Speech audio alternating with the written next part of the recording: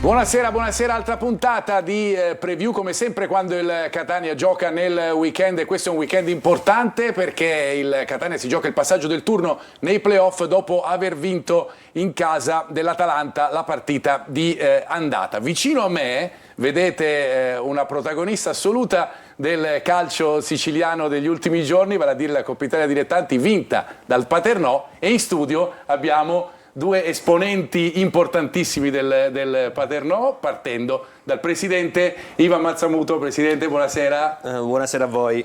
Buonasera, e poi ora ne parliamo, ma io presento prima l'altro ospite, direttore generale del Paternò, nonché ex bandiera del Catania, Ciccio Pannitteri. Ciao, buonasera a tutti. E poi il nostro Gianluca Russo. Ciao Marco, Gianluca. buonasera a tutti, buonasera. Prima di dare spazio a Naomi, da cui arriverò fra pochissimo, voglio che mi fate un commento su questo bellissimo traguardo, perché poi ne parleremo ovviamente diffusamente durante la trasmissione, ma ricordiamo che questo è un traguardo nazionale. Avete affrontato tutte le squadre in un altro campionato, 16 partite addirittura, Presidente. Sì, praticamente un altro girone di campionato, un percorso davvero difficilissimo, non sognavo neppure lontanamente a inizio stagione di poter arrivare fino a vincere un trofeo nazionale e, tra virgolette, laurearci anche campione d'Italia dilettanti. Quindi siamo andati, a mio avviso, oltre le nostre stesse aspettative. Oltre le aspettative? Anche Ciccio Pannitteri lo dice? Oppure? Sì, sinceramente nessuno ci credeva. Inizialmente puntavamo sul campionato, a vincere il campionato, anche perché il presidente l'aveva detto dopo San Luca l'anno scorso, che riportava il Paternò in Serie D, l'ha promesso e ha mantenuto la promessa, quindi, però naturalmente non ci aspettavamo questa bellissima vittoria di Coppa Italia, e quindi siamo andati in Serie D. Veramente bellissima, splendente, anche vinta appunto con la Solbiatese, ma poi ci sono tante altre partite in precedenza, poi vedremo anche le immagini. Adesso sì, io vado da Naomi per passare invece al calendario del prossimo turno dei playoff, ma anche ai risultati della prima tornata degli spareggi promozione. Naomi, ciao, buonasera. Ciao, buonasera a Marco, buonasera agli amici e alle amiche a casa. Con l'aiuto della regia, guardate l'inquadratura di Marco Carli. Ecco, da una parte c'è la protagonista del calcio dei nostri giorni, dall'altra parte c'è la coppa del calcio dilettantististico, perché Marco Carli sei tu ormai dopo le partite che ci hai raccontato. Ah no, pensavo che io fossi la coppa, sì, nel senso come dimensione. Comunque la linea WhatsApp 342 771 28 55, e adesso vediamo invece gli appuntamenti che riguardano il nostro Catania e non solo durante i playoff, con l'aiuto della magica regia di Telecolor. Vediamo apparire le partite che si disputeranno prossimamente. Intanto i risultati delle gare di andata, con Perugia Carrarese 0-2, poi Taranto Vicenza 0-1, Triestina Benevento 1-1, Juventus Next Generation Casertana 0-1, Atalanta Under 23 Catania 0-1. Mentre le partite che ci attendono sono le seguenti, verranno tutte disputate il 18 maggio alle 20:30, partendo da Carrarese Perugia, poi Benevento Triestina, Casertana Juventus Next Generation, Catania Atalanta Under 23, mentre alle 21 c'è Vicenza Taranto. Questo dunque è il programma. Grazie Naomi, tornerò ovviamente da te per la costante tua interazione con i nostri telespettatori. Intanto volevo coinvolgere sia il presidente Ivan Mazzamuto che Ciccio Pannitteri sul Catania, su quello che hanno visto nella partita di andata, ma soprattutto io voglio chiedere, questa è una squadra secondo voi che può andare avanti in questi spareggi promozionali, al di là di quello che succederà nella partita di domani con l'Atalanta? Guarda, io ho visto diverse partite del Catania. E per quello? Diciamo che quello che mi ha colpito favorevolmente l'ultima partita è stata l'approccio alla gara. Perché quest'anno il Catania penso che abbia peccato proprio in questo. Questa è stata per tutto il campionato una squadra strana, perché ci ha abituato a tutto e il contrario di tutto. Abbiamo visto però che questi ragazzi, quando c'era da fare la partita della vita, la partita da dentro o fuori, hanno sempre risposto e hanno portato a casa il risultato, altrimenti non avremmo vinto neppure la Coppa Italia di Serie C.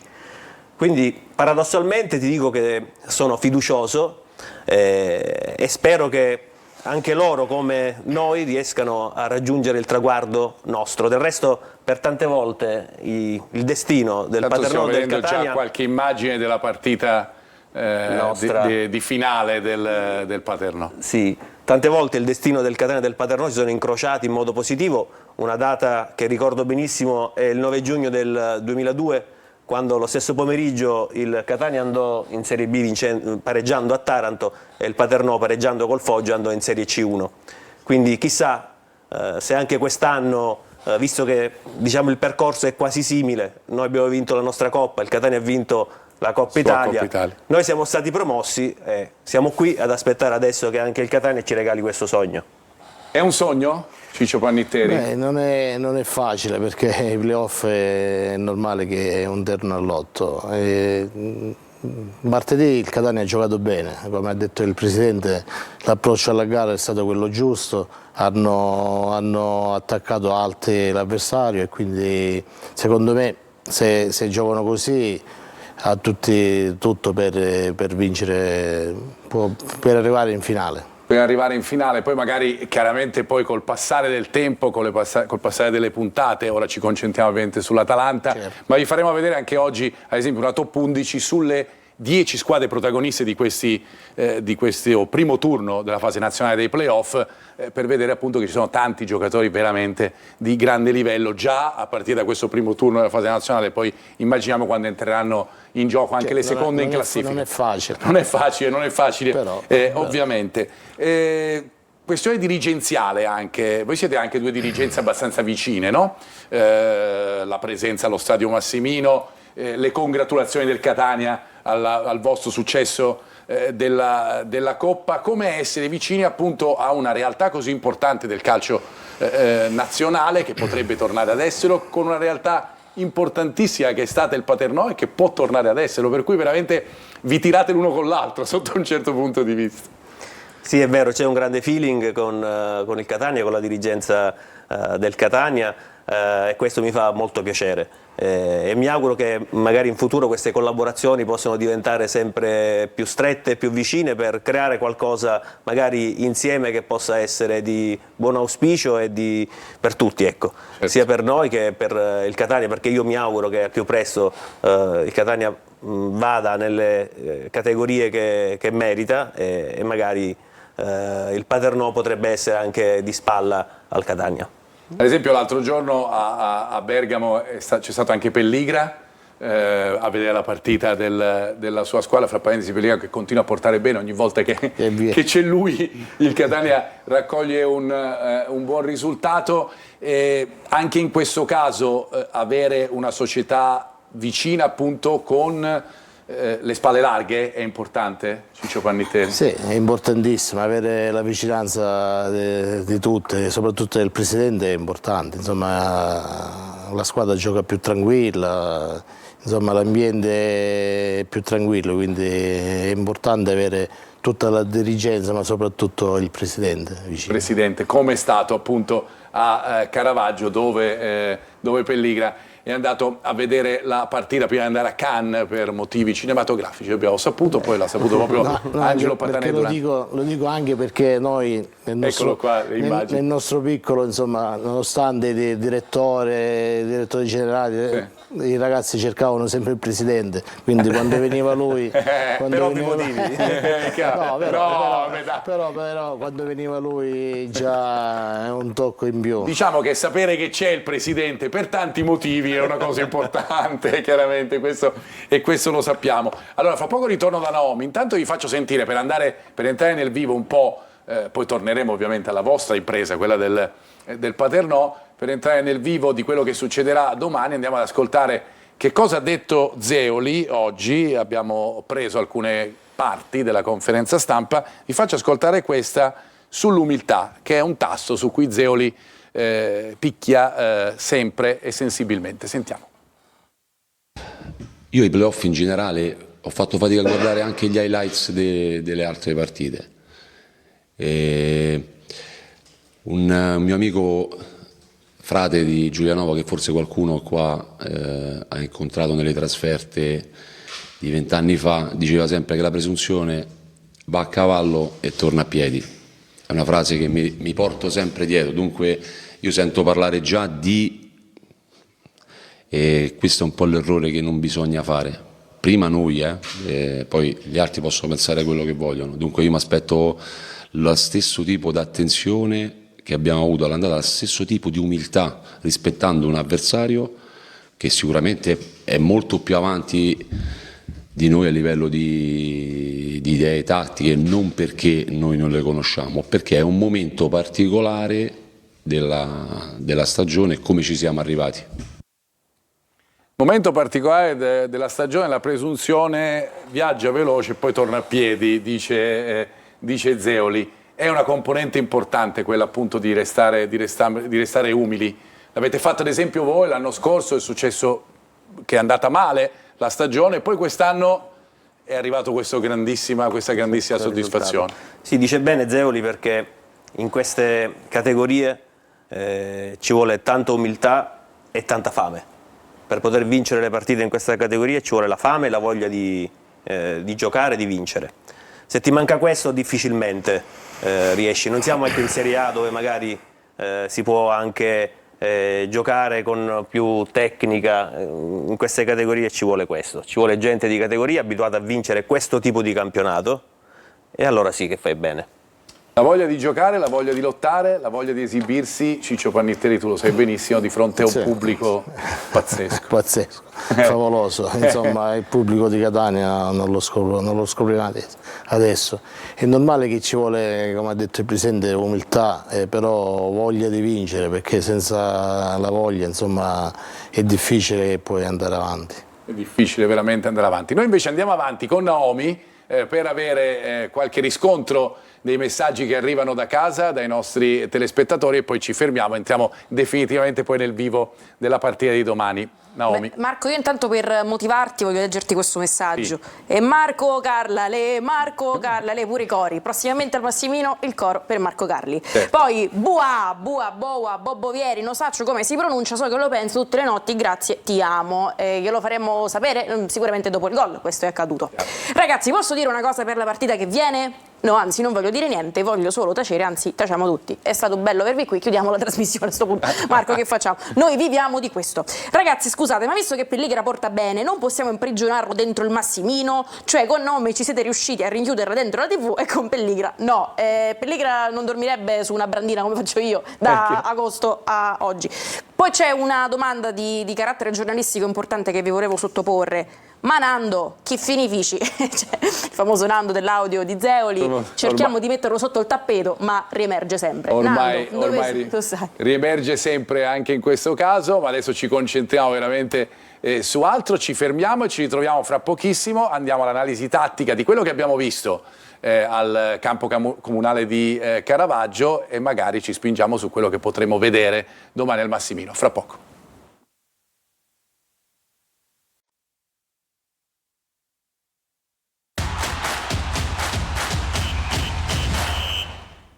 Ben ritrovati, seconda parte di preview. Non è scomparsa la Coppa, non ce l'hanno portata via, anche perché sennò insomma si sarebbero offesi i nostri ospiti, il presidente e il direttore generale del Paternò, è dall'altra parte, ha fatto un po' di passeggiata, è andata da Naomi, insomma due bellezze, ecco, abbiamo deciso di celebrare due bellezze insieme, insomma con me. Posso Marco? Alla sì, faccia del Catania che non ce l'ha portata mai la Coppa Italia, noi ci dobbiamo guardare il Paternò, ecco.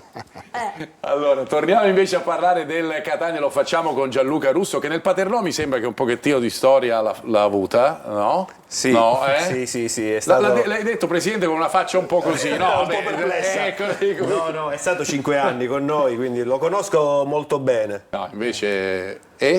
Di qualcosa di positivo. Sì, ti dico di positivo soltanto che in quei 5 anni gli allenatori cambiavano, ma lui restava sempre, ecco. Non si sa come, ma restava sempre.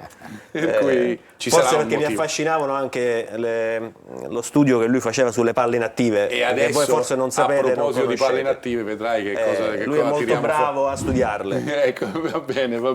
Andiamo infatti, ritorniamo a parlare della partita di domani. Lo facciamo analizzando quella che invece è appena andata in archivio, appena martedì, vedendo, Gianluca, due grafiche iniziali che raccontano un po' come giocano il Catania, o almeno come hanno giocato la partita di martedì, il Catania e l'Atalanta Under 23.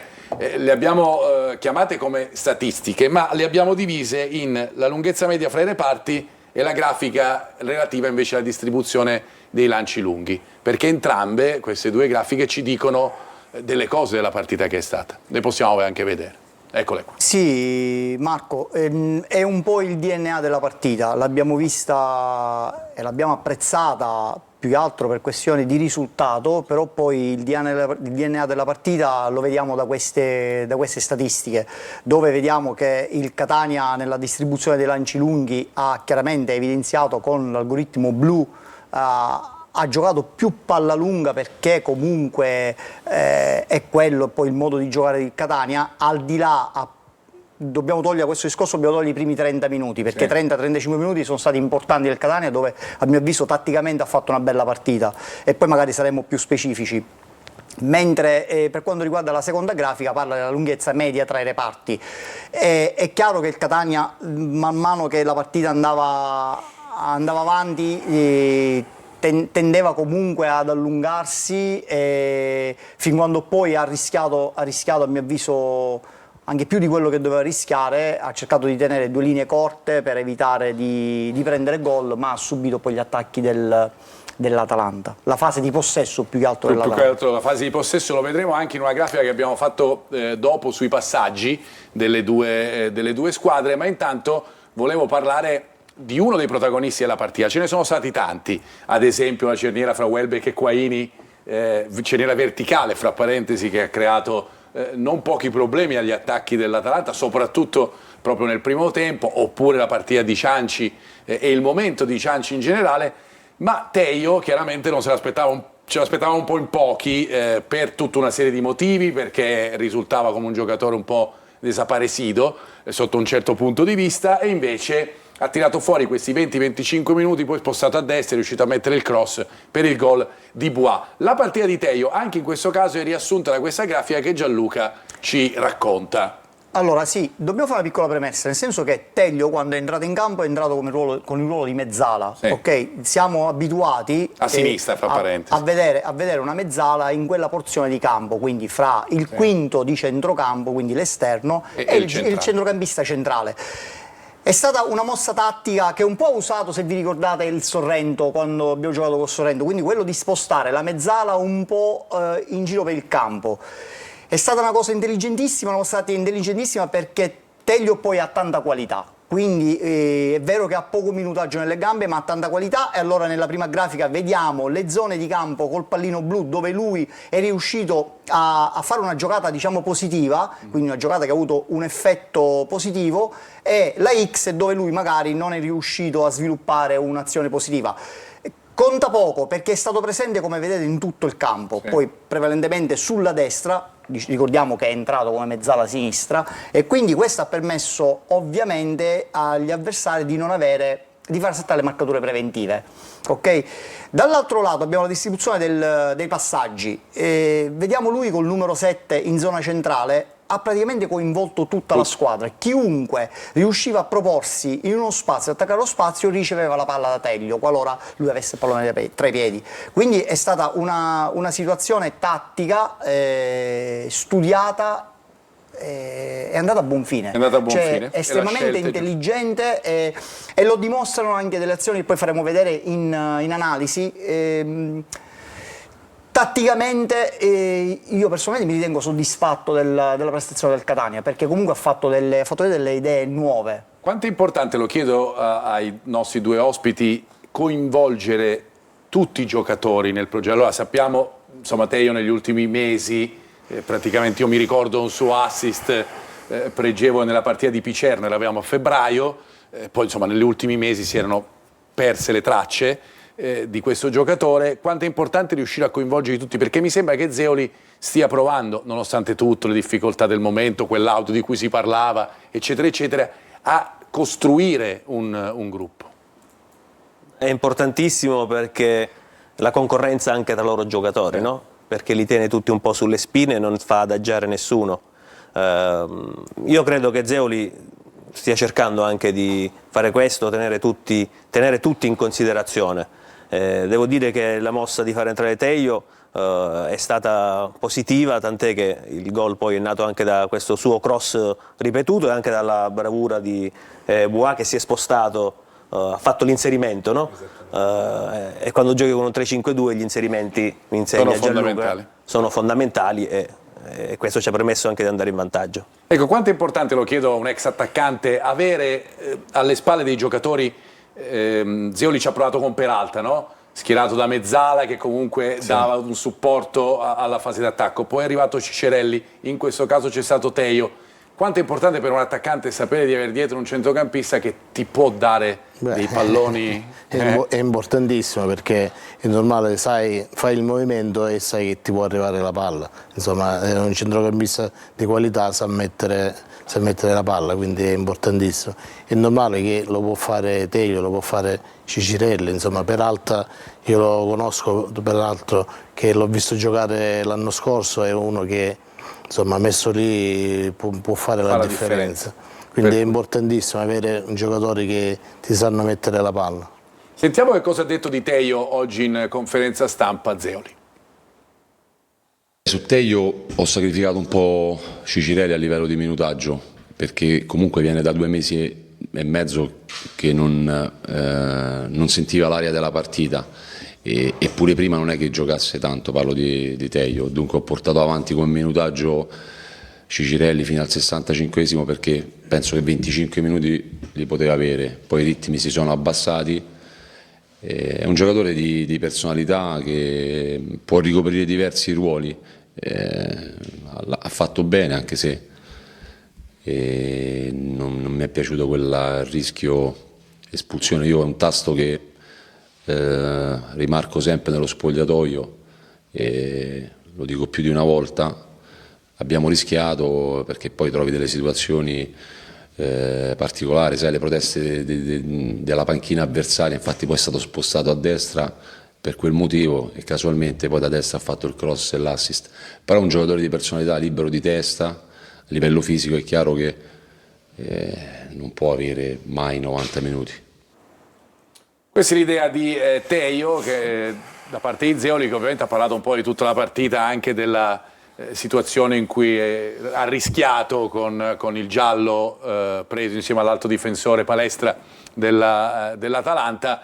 In questo caso è andata bene a Tejo. Una comunicazione di servizio che do per i tifosi che arriveranno domani al Massimino: per entrare allo stadio sarà necessario solo il biglietto, non varrà infatti la tessera, la card We Catania, che ovviamente era riferita alla stagione regolare e non ai playoff, per cui è il caso di ricordare anche questo con l'apertura alle 18 dello stadio.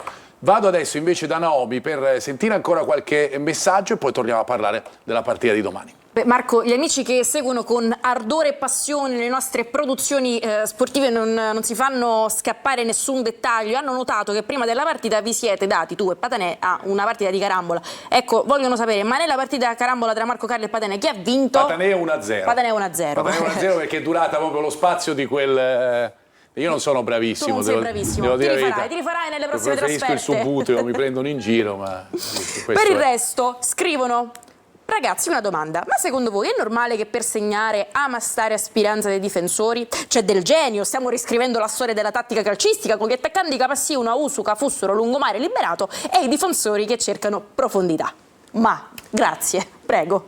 Paternò, Catania, forza rossazzurri, fateci sognare, domani andiamo a segnare un altro gol subito. Marco Carli, una stretta di mano. Jack 51, niente di più, niente di meno, una stretta di mano, fatta andare bene. Accontento, che devo dire. Buonasera studio, diciamolo chiaramente, Tejo ha dimostrato che ha le potenzialità per cambiare una partita con pochi tocchi. Aggiungo che se finalmente esplodesse Chiricò ne vedremo delle belle, grazie Daniele, e sarebbe anche ora, aggiungo io. E a proposito di Chiricò, cercasi disperatamente Chiricò, solo originale no perdi tempo. E chissà che Chirico magari non sia protagonista in una delle prossime partite, chissà mai, magari proprio domani con l'Atalanta. Andiamo a proposito della partita dell'andata a vedere invece la grafica relativa ai passaggi sia del Catania che dell'Atalanta, partendo dalla squadra padrona di casa, per testimoniare, Gianluca, quello che dicevi già prima, no? La differenza fra questa rete di passaggi, che è quella dell'Atalanta, che ci puoi spiegare bene tu, una squadra che comunque insomma, gioca dal basso. Sì, vabbè, gli addetti ai lavori lo sanno già, è una prerogativa dell'Atalanta, costruzione dal basso, sviluppo sugli esterni, quindi parliamo di braccetti o difensori esterni, per poi andare a verticalizzare se trovano spazio.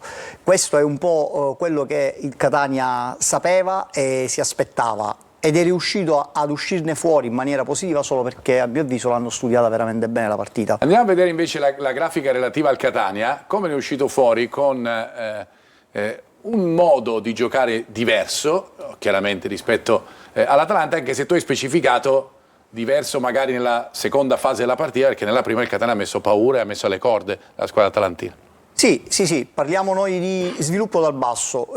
Questa situazione del Catania la trovo molto intelligente tatticamente, perché in analisi poi faremo vedere la disposizione dell'Atalanta in fase di possesso del Catania. C'era un errore madornale a livello tattico, il Catania è furbo, ha esperienza, giocatori navigati, quindi sanno che possono simulare una giocata dal basso per poi mettere palla lunga col portiere, quindi sviluppare un attacco diretto. Perché? Perché Cianci non veniva assorbito dalla difesa che non si staccava, e quindi avevano la possibilità di andare a prendere palla con Cianci e servire nella profondità di Carmine, che è poi la prima azione che abbiamo fatto, che ci ha portato quasi al gol con Di Carmine.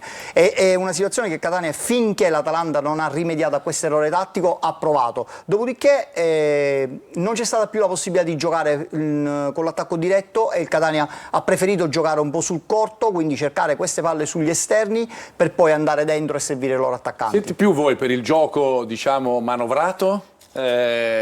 Tipo famoso tiki-taka di Guardiola, che adesso non si utilizza più, ma che comunque possiamo chiamare un gioco manovrato, o per le verticalizzazioni per arrivare presto e velocemente alla conclusione? Cosa vi emoziona di più? Ecco. Personalmente a me piace vedere più il gioco manovrato, tipo il tiki-taka di Guardiola. Però a volte deve avere i giocatori che hanno la qualità per poterlo fare. Se non ce l'hai è meglio di non rischiare, perché se perdi palla poi ovviamente rischi di prendere gol. Quindi io preferisco, per quanto riguarda il Catania, magari andare più sul concreto. Più sul concreto. Meglio un bel lancio lungo, per Pannitteri che controlla e mette... Sono un attaccante vecchio stampo, quindi mi piace più servire subito l'attaccante. Certo. Come d'altronde hanno fatto i primi 20 minuti, mezz'ora. Insomma, la palla lunga, Cianci che spizza e Di Carmine che si inserisce. Questa è un'idea che il Catania ha messo in atto sicuramente nelle ultime fasi del campionato della stagione regolare. Perché il Catania non ha mai giocato con il tiki-taka, con il possesso palla, quindi non penso che lo possa fare. No, ovviamente. Vi ho fatto anche questa domanda perché le caratteristiche dell'Atalanta, l'abbiamo detto, è una squadra che appunto gioca partendo anche dal basso, ma ha alcuni problemi, ci sono stati nell'Atalanta nella partita di martedì. Nella prossima grafica, che non è un quadro, ora la guardiamo bene, non è un quadro di Mondrian, nel senso vedrete delle righe un po', ma soprattutto concentratevi sulle righe gialle, perché Gianluca ci dirà che cosa sono queste righe gialle. E perché? No. E dice non lo so. No. Gianluca vuole farci impazzire. No. Vediamo. Sì, cos'è? È la costruzione, la fase di possesso dell'Atalanta, quindi costruzione dal basso, e quelle linee gialle che vediamo stanno ad indicare dove l'Atalanta, pressata dal Catania, intanto ci riferiamo chiaramente solo al primo tempo, pressata dal Catania, ha fatto sì che Catania potesse calciare in porta o avere un'azione molto pericolosa. Quindi le linee gialle sono errore in fase di costruzione dell'Atalanta, perché pressata benissimo dal Catania. Ora, questa situazione, c'è da dire, è anche vero una cosa, che l'Atalanta, a mio avviso, i primi 30-35 minuti ha capito che non poteva giocare in quella maniera, o forse aveva troppo timore reverenziale del Catania, perché poi comunque l'atteggiamento dell'Atalanta è cambiato totalmente, sia a livello tattico che a livello mentale.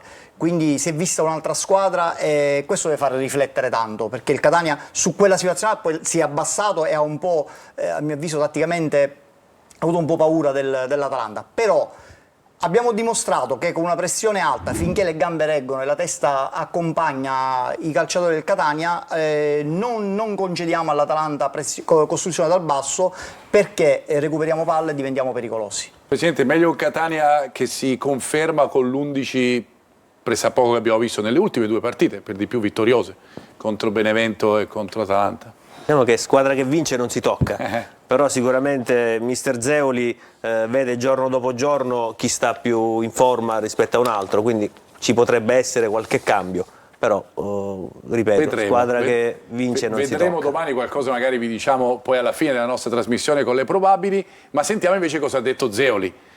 Come valuta lui anche i giocatori a cui dare qualche chance a partita in corso o chissà mai magari dall'inizio domani, vediamo. Io non ho preclusioni per nessuno, questo sia ben chiaro. Io in testa mia ho delle situazioni anche future, ma io devo guardare domani alla partita di domani. Domani può essere la partita di qualche giocatore per caratteristiche, non per altre cose.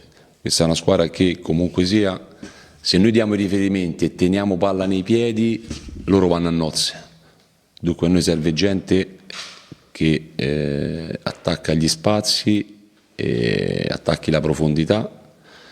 Abbiamo un giocatore che in questo momento è in uno stato di grazia che è Cianci, un giocatore che ha raggiunto anche una maturità all'interno dello spogliatoio anche a livello tattico, un giocatore che ama giocare a fianco ad un compagno di squadra. E dunque tante volte i disegni vanno fatti, gli abiti vanno fatti su misura a chi sta meglio. In questo momento Pietro sta bene e lavoriamo su Pietro, poi ci possono essere tante alternative. Mino è un giocatore non considerato, straconsiderato del sottoscritto, si sta allenando non bene ma benissimo.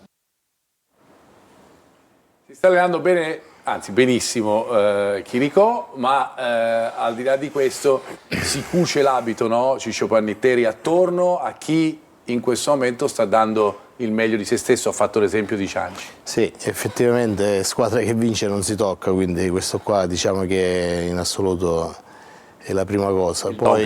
Sì, poi è normale che col 3-5-2 Chiricò sinceramente non può trovare spazio, perché lui è in esterno, lo conosco perché giocava a Crotone con mio figlio, quindi l'anno scorso ho visto tutte le sue partite. È un giocatore che può fare la differenza, con la palla ai piedi faceva tutto, almeno fino all'anno scorso.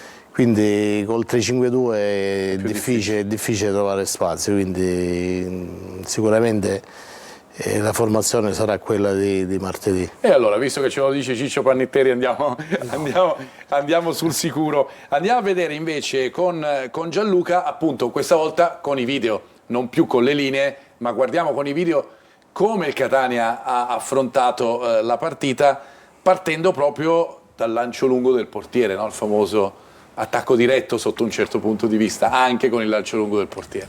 Sì, è un lancio lungo che può non dire nulla, ma questo lo trovo estremamente intelligente tatticamente, perché la disposizione dell'Atalanta, troppo lunga e scollata tra reparti. Perché hai cerchiato il pallone? No, ho cerchiato il pallone perché su palla alta loro scappano male, e l'ultimo difensore dell'Atalanta è girato di spalle, e quindi non può mai prendere l'attaccante. Dico, qua poi c'è Ciccio che sarebbe andato a nozze su questa palla, ma anche la disposizione degli avanti dell'Atalanta. Quando il portiere mette palla in quella maniera, i difensori sono in quella posizione, i difensori a casa sono in quella posizione di campo, e il portiere ha già testa bassa, pronto per oscillare la gamba, sta per rinviare, certo. E quindi gli attaccanti 4-5 uomini non possono stare là, perché vengono tagliati fuori da questo lancio del portiere.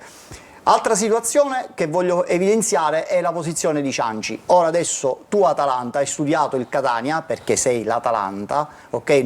Sai che il miglior saltatore a palla scoperta del Catania, non puoi non andare a contrasto e quindi permettergli di mettere palla nello spazio per il loro attaccante. Da solo. Sì, fatto marcato malissimo dell'ultimo uomo di difesa. Senti, invece prima ci parlavi dell'altra, devo aggiungere, no, perché quindi, ti vedo col dito così. Atalanta bocciata. Atalanta bocciata adesso, dai. Sì, non ti esporre perché poi magari. Ma dopo... io mi riferisco a quello che ho visto. Meglio così. Però. Meglio così, esatto. Dobbiamo bocciare qualcuno, bocciamo l'Atalanta. Però non sveliamo tutto, se no diamo dei vantaggi anche all'Atalanta. Certo. No, guarda, gli errori sono incolmabili, non possono rimediare. Non hanno fatto. Senti, a proposito invece di cose fatte bene, calcio moderno è anche interscambio, no? È anche capacità di inserimento, di modificare il proprio ruolo a seconda della circostanza della partita. Lo vediamo nelle prossime due clip, la seconda poi analizzeremo il gol del Catania. Sì, cosa vediamo? Vediamo la mezzala del Catania aperta sull'esterno, palla al piede, il quinto dentro l'area di rigore. È una situazione di interscambio, poi la palla non va al giocatore del Catania che è Castellini, ma va all'attaccante del Catania. Però è interessante perché in quel momento tu, mandando avanti il quinto o mandando avanti il braccetto e si ferma il quinto al posto del braccetto, che sarebbe il terzo di difesa, fai saltare le coperture le marcature preventive, quindi quell'inserimento non viene assorbito, tanto è vero che rimane sempre solo il giocatore del Catania che poi comunque non riceve palla. Cosa voglio evidenziare? Lo studio della partita, quindi sono situazioni tattiche interessanti e fanno bene al calcio e fanno bene al Catania, perché queste sono situazioni che prima o poi ti portano al gol. Guardiamo a proposito di prima o poi, guardiamo il gol del Catania. L'assist non l'hai fatto tu, in questo caso soprattutto l'ha fatto Tejo. Guardiamo qui, anche perché anche in questo caso c'è una situazione simile a quella che spiegavi in precedenza. Sì, Tejo da mezzala ancora sull'esterno, chi va a fare gol? Il quinto del Catania che si trova già in posizione centrale. Quindi come diceva il presidente Ivan Mazzamoto, intenditore di calcio. Un inserimento nello spazio, quindi a palla libera il quinto trova spazio e si inserisce, ma è una situazione quasi a palla statica, cioè da là io mi aspetto il cross, vado dentro per riceverlo, quindi deve essere obbligatoriamente preparata un'azione del genere. È più da... Ecco, nel calcio di Ciccio Pannitteri c'era meno, no, questa cosa di vedere magari il difensore che andava, adesso si arriva addirittura che si studiava di meno, i due braccetti fanno un braccetto fa il cross e l'altro braccetto segna, si badava più a solo, a me piaceva insomma che la palla in mezzo, la palla sempre addosso, insomma è diverso, adesso magari è diverso, gli spazi erano maggiori. O non si sa, no, perché c'è la marcatura uomo, c'era la marcatura uomo, insomma i maggiori fino a un certo punto, certo. Ma poi queste azioni nascono pure perché non si hanno più attaccanti come Ciccio Pannitteri. Esatto, vedi che girando siamo arrivati al punto. Io volevo proprio arrivare a questa considerazione. A proposito, poi abbiamo anche una piccola sorpresa per Ciccio Pannitteri fra poco, quando parleremo proprio del Paternò. Chiudiamo invece andando a vedere le grafiche legate all'allenatore dell'Atalanta. Ormai l'avete conosciuto nella partita di andata, stiamo parlando di Modesto, allenatore che è stato un terzino, un esterno di difesa nella Regina, nel Genoa, nel Bari, nel Parma, nel Pescara, da allenatore Cesena, Provercelli, Crotone e Vicenza, anche il Rende dalla scorsa estate a Bergamo per questa novità, perché per l'Atalanta si è trattata di una novità della formazione Under 23. Il giocatore più rappresentativo è quello che nella partita con il Catania non è stato certamente un protagonista assoluto, nel senso che è stato protagonista ma in negativo, perché si è divorato. Merito anche a Quaini. Merito anche di Quaini, bravissimo il presidente che ha dato la notazione tecnica. Stiamo parlando di Sissé, che comunque insomma, è un giocatore ventenne che ha già segnato in Serie A, che ha avuto delle convocazioni come tanti di questi giovani ragazzi in Europa League o in campionato, con l'Atalanta che sta strabiliando tutti, anche se ha perso recentemente la finale di Coppa Italia. Vediamo le ultime 5 dell'Atalanta, in cui ci sono le ultime 3 dei playoff, con i risultati ottenuti fino ad ora negli spareggi, cioè una vittoria nel primo turno contro il Trento e poi il pareggio con Legnago che ha valso il passaggio del turno e la sconfitta con il Catania. Dovremmo avere la grafica e le ultime non ci abbiamo la grafica e dunque non ve la facciamo vedere, ma ve l'ho riassunta io.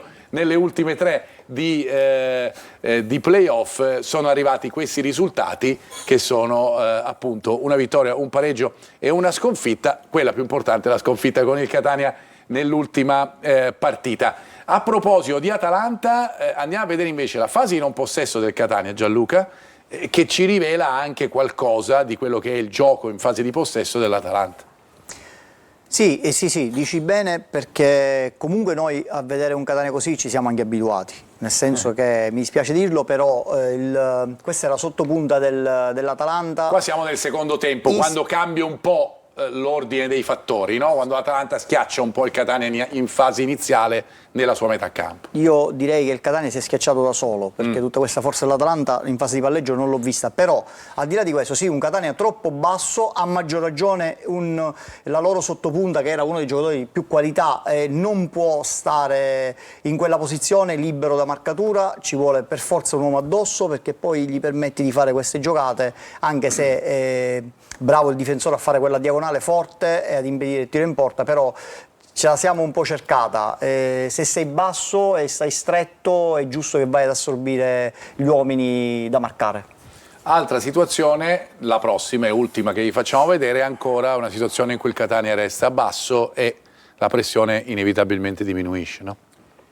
Sì, dici benissimo, anche in questa situazione loro hanno i riferimenti vicini, ma questo non basta, perché credo che siano stati riferimenti fatti proprio per inerzia, quindi non con la cattiveria giusta di una squadra che deve difendere un'azione pericolosa, deve difendere la sua porta, perché troppo facilmente vengono saltati, il rientro dell'ultimo uomo nello schermo per andare a marcare il giocatore evidenziato dell'Atalanta avviene credo con 6-7 secondi di ritardo, comunque su una palla lenta, quindi su un cambio gioco probabilmente questo giocatore avrebbe creato qualche problema, bisogna stare attenti su questo, però come vedi quello che volevo dire io è questo, cioè non è l'Atalanta che con una situazione di palleggio importante ti mette in mezzo e poi va a crearti problemi, è un po' una situazione che ti cerchi tu, che ti causi tu, cioè bisogna andare forte sul loro palleggio, sulla loro uscita dalla palla, devi andare forte così come sei andato forte all'inizio nella costruzione dal basso nel primo tempo. Bene, noi adesso ci fermiamo, ci ritroviamo fra pochissimo con la terza parte che dedicheremo tutta al Paternò.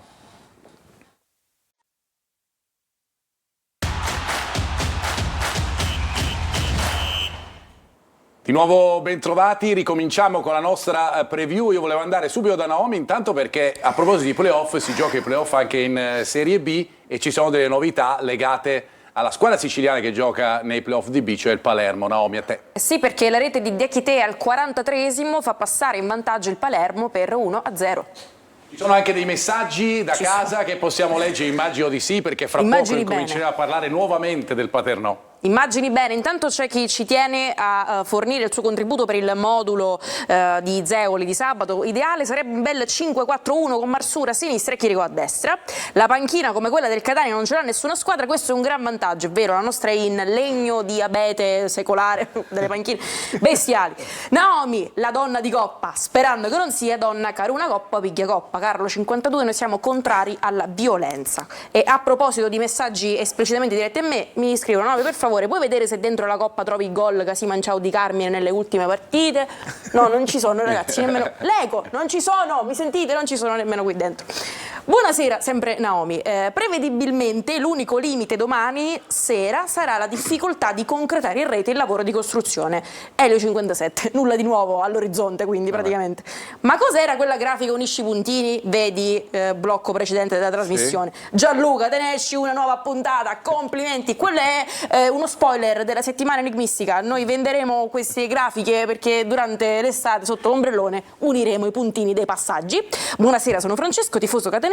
Volevo fare i complimenti per la trasmissione e dire che secondo me domani sera allo stadio sarà una bolgia Forza Catania. E che sarà una bolgia lo sappiamo perché praticamente tutto esaurito al Massimino. Ci sarete? Sì, certo. Tutti e due ovviamente. Perché, ovviamente una partita importante da non perdere. Vediamo la grafica, chiedo in regia, della top 11. Vi dicevo in inizio di trasmissione che è una grafica relativa appunto ai giocatori delle squadre impegnate in questo turno, per cui delle 10 squadre. Ricordo che la nostra top 11 non è scelta da me, da Gianluca o da Naomi, ma è riferita ad alcune statistiche e dati che vengono incrociati e che poi danno il senso di quello che avete visto fra pochissimo e che rivedremo nuovamente in grafica, con alcuni giocatori del Catania come Monaco, come Welbeck, come Cicerelli, ma anche alcuni giocatori importanti di squadre di questo turno, come ad esempio il portiere della Triestina, giocatori del Benevento, vedete, della Carrarese, della Juventus. Non ci sono giocatori dell'Atalanta Under 23. Poi, ecco, vedi perché avevamo detto, perché appunto c'erano stati i complimenti, non i complimenti di Gianluca, per cui siamo arrivati a questo punto. No, vabbè, scherziamo, è vero, non decidiamo noi.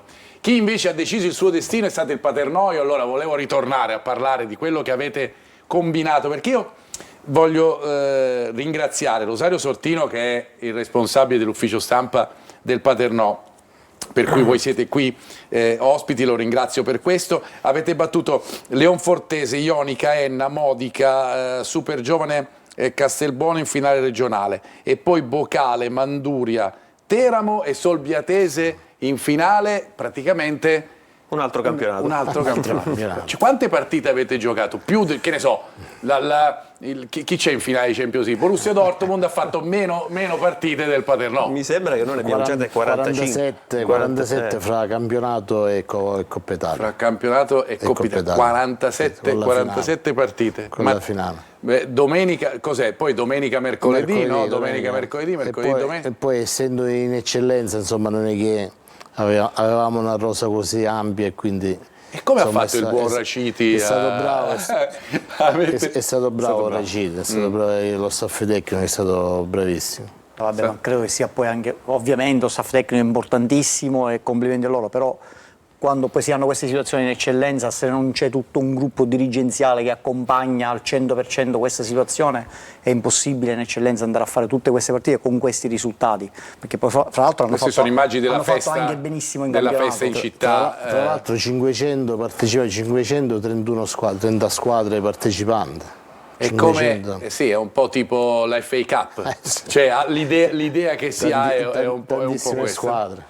Tantissime squadre su cui appunto il Paternò ha primeggiato con quel gol di Aselo che abbiamo visto al 15° del primo tempo. Io già ve l'ho chiesto prima, ma l'emozione di arrivare a giocare una Coppa Nazionale, perché quando si gioca un campionato, ad esempio in Serie A, la Coppa Italia, non dico che è snobbata, però è più importante vincere lo scudetto. Ecco, nel caso invece del calcio dilettantistico è più importante forse vincere la Coppa, perché veramente si va a giocare con tutti. 500, quanto erano? 531 squadre. 531 società. Guarda, all'inizio la Coppa Italia, visto che si gioca i primi di agosto, settembre, viene un po' anche snobbata, ci serve più per rodare la squadra, per capire un po' se abbiamo fatto bene, le prime impressioni. Quindi la vivi così, fai giocare magari chi non gioca in campionato. Poi ovviamente più vai avanti e più diventa interessante. Appena noi abbiamo superato già la prima fase, siamo arrivati poi in semifinale prima regionale e poi alla finale regionale con la Super Giovane Castelbuono, lì poi abbiamo cominciato un attimino a pensare davvero di tentare anche la strada della Coppa Italia, anche se era difficilissimo, perché poi ti vai a scontrare con tutti i campioni regionali delle altre regioni italiane. Certo, noi abbiamo affrontato i primi campioni di Calabria, del Bocale, poi quelli di Puglia, poi l'Abruzzo, Manduria, poi il Teramo, che secondo me era la squadra più forte, perché ha stravinto il campionato, una squadra di grandi tradizioni. Però siamo stati bravi a rispedirli a casa e siamo arrivati poi a Firenze inaspettatamente, perché sicuramente a inizio stagione non ci aspettavamo di arrivare fino a lì. C'è una punta di orgoglio anche nelle parole che sento, anche perché c'è l'idea di aver scritto una pagina di storia di questo club che ha scritto tante pagine importanti. Adesso c'è anche un bel trofeo lì in bacheca. Sì, assolutamente. Quest'anno abbiamo vinto 2 coppe, quella regionale. Esatto. E questa nazionale penso che sia una soddisfazione incredibile perché non è facile riuscire ad arrivare dove siamo arrivati quest'anno noi. Come diceva Ciccio, 531 squadre che partono dall'inizio e noi siamo arrivati fino in cima. Devo ringraziare di questo tutti i ragazzi, tutto lo staff tecnico, tutto lo staff dirigenziale, anche perché mi hanno permesso di mantenere una promessa che feci l'anno scorso in quel triste pomeriggio di San Luca, subito dopo la partita, la promessa fatta ai tifosi e alla città di Paternò di cercare di riportare il Paternò il più presto possibile in Serie D. E ce l'avete fatta con la strada forse più difficile, però più bella, quella di vincere un trofeo nazionale. Gianluca, aggiungo gol vittoria di un ragazzo di Paternò, Alessio Asero, che l'anno scorso era con noi a San Luca. Quindi doppia soddisfazione. Uno dei pochi, no? Mi pare che era forse l'unico. Forse l'unico, forse l'unico della squadra dell'anno scorso. Mentre lo staff anche dirigenziale mi sembra che sia cambiato qualcosa. No, noi abbiamo mantenuto. Esatto. Diciamo che noi abbiamo uno staff dirigenziale molto affiatato e quindi nel bene o nel male stanno sempre accanto a me e mi sostengono. Abbiamo aggiunto quest'anno, oltre al direttore Vittorio Strenese, che da tanti anni è con noi, abbiamo aggiunto anche Emanuele Merola, e poi mi va di ricordare un po' tutti, il segretario Licciardello, Alfredo Di Mauro, Ciccio Pannitteri ce l'abbiamo qui, il nostro AD Franco Di Perna, tutte persone che... Rosario Sortino, l'ha detto lo stampa che già abbiamo ricordato, tutte persone che messe nel posto giusto hanno saputo portare anche loro, con il loro contributo, la vittoria a Paternò.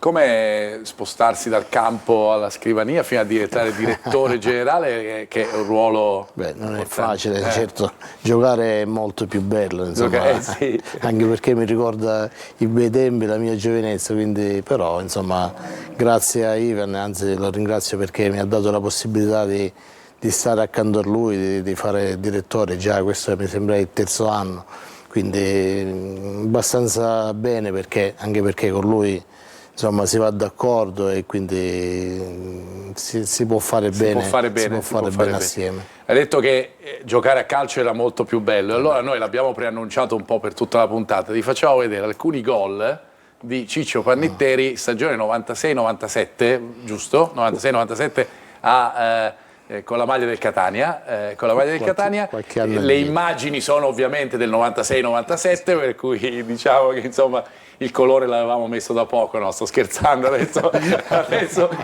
le vediamo insieme. Qua c'è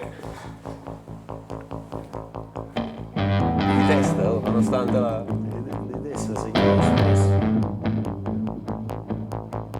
Questo è il piedino. Testa, questa è di rapina quasi, insomma, dai. Questo è il piedino. Con chi è questa? Con che squadra è? Benevento. Col Benevento. Questo è bello. Qua in trasferta palla nell'angolino, di giustezza, di precisione, qui da rapace alla Butraghegno, diciamo un po' per usare i termini di quel periodo, rovesciata. Perché non serve l'inserimento della mezzala. È chiaro, cioè, qui tutto il repertorio praticamente stiamo vedendo in queste immagini. Testa l'abbiamo già visto, ma sempre lì, poi sempre a un passo dalla porta, nella posizione giusta. Presidente, ma è così anche a direttore generale? Cioè è sempre nel posto giusto al momento giusto? Sì, si fa trovare sempre pronto. Anche se ti devo dire che un grande bomber come lui adesso nei tornei a 7 mi fa la riserva, perciò figurati un po'. No, questa la voglio spiegata bene, cioè dovevi fare la riserva. Chi me lo doveva dire a me? Quando lui giocava era in tribuna a guardarlo. Lo devo accontentare, facciamo i tornei assieme. Ho capito, facciamo i tornei insieme, quindi è normale, il primo tempo gioca lui, il secondo gioca la staffetta, diciamo, l'altafini. È il presidente. Quindi non può dire. Lui con che numero? 1? 10? No, lui è un 9,5. È un giocatore che può giocare in tutte le parti del campo, uno che corre, non è male. Visto che siamo in un momento anche di divertente euforia, considerando anche come è andata la stagione del Paternò, voglio tornare da Naomi, che credo che abbia anche dei messaggi per la vostra impresa e probabilmente anche per quello che stiamo inscenando, forse adesso non lo so. Sì, esatto, c'è un messaggio proprio per Ciccio Panitteri e mi scrivono: Naomi, ma chi ne saperi tu? Questo era il calcio, grande Ciccio, bandiera del Catania. Purtroppo chi ne sanno i 2000, avete ragione voi. Per il resto vuoi che leggo qualche altro messaggio? Sì, prima certo, sì, certo. E allora... Ma io quella del colore l'ho detta per te, perché Grazie. tu questo lo sai. Ma me la lasciate questa coppa perché mi tiene compagnia? Io sono sempre sola. Ci mettete l'acqua, quella che mi date a pranzo e a cena, visto che ormai bevo dalla coppa. No, comunque era prevedibile che il Paternò vincesse la Coppa, scrivono. Loro usano una tattica che stordisce gli avversari, si muovono fermi. Effettivamente, ci pensate? Comunque, ancora, se tutte le società di A chiedessero di partecipare in Serie C con l'Under 23, cosa succederebbe? Oppure è un privilegio di alcuni? Rispondete prima di parlare del Paternò, per favore. G49, c'è del risentimento, perché questa cosa che ha chiesto di... Vabbè, comunque, se potete rispondere a questa domanda. Rifalla, cos'era? No, chiedessi di distratto, t'ho visto. Sì, lo so. No, chiede cosa cadrebbe se tutte le società di Serie A di partecipare. Sì. Ma non penso che tutte le società abbiano intenzione di farlo. Io so che ce n'è un'altra, credo che sia l'Inter che probabilmente o il Milan che pensano di poter partecipare, ma non è facile per nessuno avere due squadre. Quello che è certo è che una squadra under 23, se c'è una squadra in Serie A, può andare massimo fino in Serie B. Per cui anche questo dà il senso può andare in Serie A, però poi deve cambiare proprietà e anche nome probabilmente. Anzi no, comunque da regolamento si deve fermare in una serie immediatamente sottostante. Torno da Naomi dopo aver impreziosito o no? Non c'è altro? No, per il momento mi fermerei qui, facciamo caricare un po' i messaggi, carburare. Va bene. Allora, indicazioni invece per il futuro, per la prossima stagione. Innanzitutto vi chiedo prima del Presidente, l'allenatore? Beh, l'allenatore adesso settimana prossima cominciamo un po' a sederci con i dirigenti e fare il punto della situazione. Sicuramente parleremo con mister Raciti perché lo merita. Perché lo merita. Ha fatto bene. È chiaro. Squadra, direttore generale ovviamente non è direttore sportivo, ma è comunque un... Squadra sicuramente per vincere il campionato. Ok. Andiamoci È stata un'occhiata, Andiamoci piano. Presidente Ciccio Panitteri ha detto se vuoi giocare anche l'anno prossimo... Infatti domani saremo al Massimino per vedere qualche giocatore per l'anno prossimo. e ci sta anche questa. Situazione invece del campo, vi chiedo com'è la situazione lì a Paternò, perché insomma mi ricordo l'anno scorso che qualche difficoltà c'è stata, no? Sì, sicuramente non è un campo in ottime condizioni, diciamo tutta la struttura dello stadio. In questo momento ci stiamo un po' adattando, però parlando ieri proprio con il sindaco durante la festa che abbiamo fatto a Paternò, so che dovranno partire dei lavori, speriamo al più presto, perché lo stadio è una parte fondamentale. Per una squadra di calcio. Per di più stadio storico che porta due nomi importantissimi, certo, per la storia italiana, che per cui insomma merita di essere trattato bene, perché poi ci gioca anche una squadra di livello importante. Ci fermiamo noi, ritorniamo fra poco per l'ultima parte in cui parleremo anche di pallanuoto e poi vi daremo le probabili formazioni della partita di domani al Massimino. Fra poco.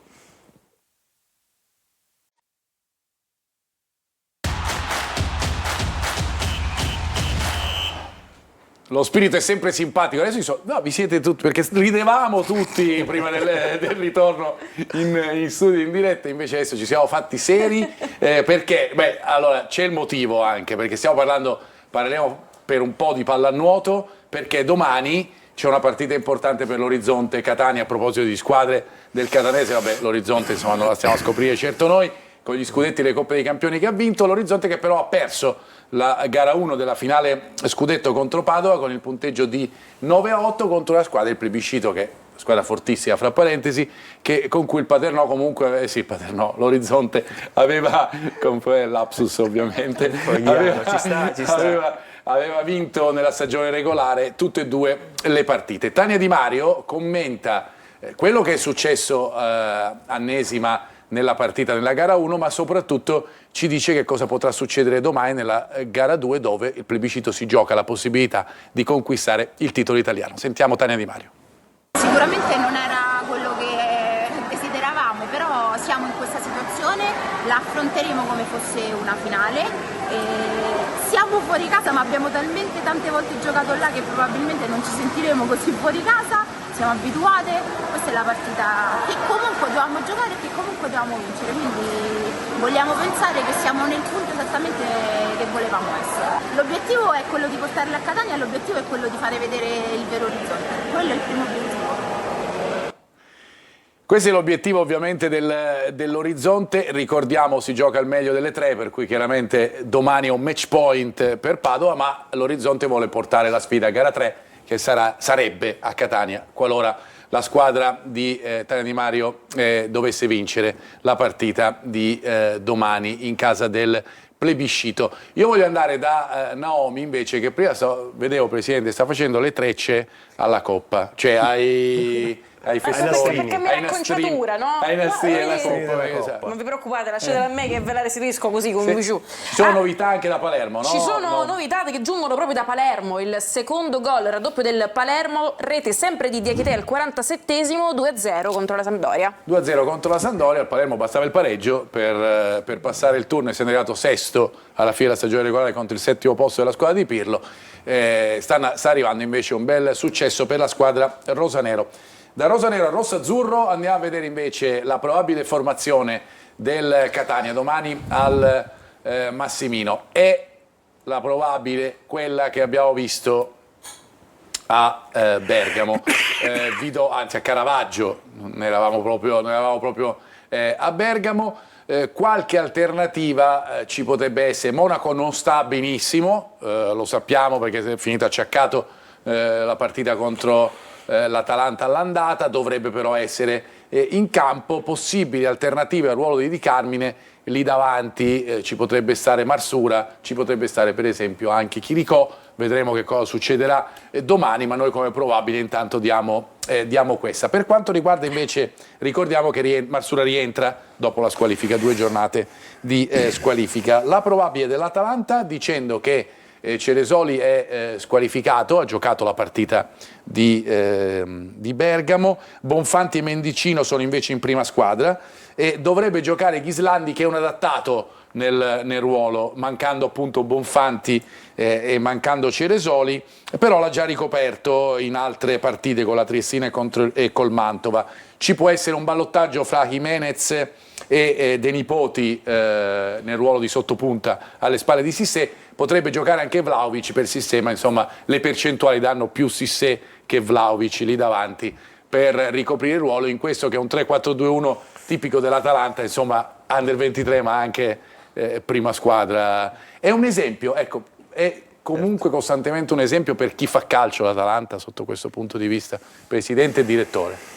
Ma l'Atalanta ha un grande settore giovanile, non lo scopriamo sicuramente adesso. Sicuramente è ovvio che fa giocare anche la squadra Under 23 come gioca la prima squadra, come facciamo noi con gli juniores, no? Altrimenti poi non si adatterebbero bene in caso di chiamati in prima squadra. Sì, è vero. È normale che sia così, anche nel nostro piccolo noi facciamo così, quindi è giusto che l'Under 23 giochi come la prima squadra. Come la prima squadra, è giusto, sì. Ovviamente per essere adattati e adattabili. D'altro canto ci sono stati dei giocatori che hanno proprio esordito, addirittura in Europa League per l'Atalanta, andando anche in gol, come nel caso di Bonfanti, per esempio nel 4-0 contro il Rakov, mi sembra di ricordare a memoria, ma comunque insomma è una squadra che sono dei ragazzi che chiaramente hanno dei valori, perché se no non andrebbero a giocare anche con la prima squadra, per cui è ancora più da notare il successo del Catania di martedì. Gli arbitri della partita del Massimino, così andiamo a chiudere. L'arbitro sarà Marco Emanuele Di Pisa, poi ci sono i 2 assistenti, Francesco Romano e Nicola Morea, il quarto ufficiale cavaliere. Ricordiamo, lo vedete sulla destra della grafica, che dai playoff è attivo ovviamente anche il VAR, per cui c'è il VAR che è Luigi Nasca e l'AVAR, l'assistente al VAR, che è Salvatore Longo, per quanto riguarda la partita appunto fra Catania e Atalanta Under 23. Abbiamo completato i nostri ragionamenti. Io dunque intanto vi saluto e vi ringrazio. Saluto il presidente Grazie del Paternò, Ivan Mazzamuto. Ovviamente quando volete siete nostri ospiti con grande piacere. Ciccio Pannitteri. Grazie. Grazie veramente della tua presenza, ti ha fatto un po' commuovere rivedere i gol del... No. Dice, no. Vabbè, però fa piacere, insomma. No, anche perché li rivedo spesso i filmati. Certo, ormai quelli dici, vecchi appunto, no, però questi qua... ormai è facile trovare tutto su YouTube. Nel momento che c'è un momento di sconforto, sì. Vediamo come facevo a segnare. Non riesco a vedere quelli di prima, Cesena, Perugia, insomma, quelli là è un po' difficile ritrovarli. La tua carriera. Grazie veramente di nuovo, Presidente e Direttore Generale. Grazie a Gianluca Russo. Grazie nuovamente. a voi, buonasera. Noi ci vediamo, speriamo, ovviamente, la prossima settimana, mentre Naomi, che è la bella di coppe, io la voglio salutare perché so che c'è una piccola... Eccola, guarda, hai visto? Vero, cambieranno la grafica delle carte siciliane, fatemi ma una senti, foto. Ma perché non ti vesti così la prossima volta? Perché ti vedrei. Mi hai dato un'idea, ci vediamo domani durante Diretta Stadio. Non succede, ma se succede che c'è un'altra puntata di preview potresti anche... Mi raccomando lo spadino sulla sinistra, che è la cosa... alla turca. Un po' accosciati, diciamo. Un po' accosciato alla turca. Va bene, ciao Naomi. Ciao, grazie. Alla prossima, noi ci ritroviamo ovviamente domani con la partita. Ricordo che Diretta Stadio va in onda a partire dalle 19:30, dunque un'ora prima dell'inizio della partita, come è successo nella partita di andata di Bergamo. Ricordo che questa puntata di preview sarà fra poco visibile sulla siciliaweb.it. Le altre produzioni nostre, vi ricordo, lunedì certamente Corner, e noi ovviamente dipendiamo invece dal risultato del Catania di domani. Speriamo in tutti i modi di rivederci venerdì prossimo. Una buona serata.